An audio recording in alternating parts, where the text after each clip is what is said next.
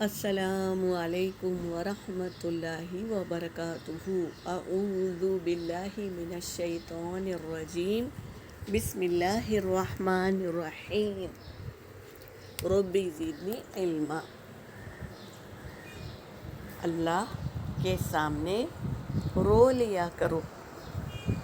جب بہت دل اداس ہو تو اپنے رب کے سامنے رو لیا کرو۔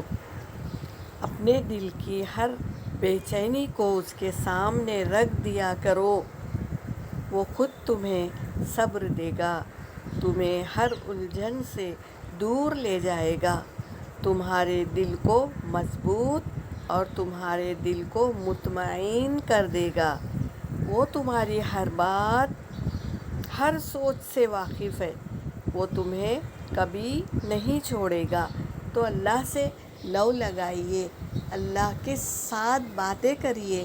اللہ کے ساتھ جب ہم باتیں کرتے ہیں تو ہمیں کسی اور کی ضرورت نہیں پڑتی ہے۔ ہمارا دل اللہ سے باتیں کر کر سکون حاصل کر لے گا، مطمئن ہو جائے گا۔ تو ایسی عادت بنائیے کہ ہر وہ تکلیف، ہر وہ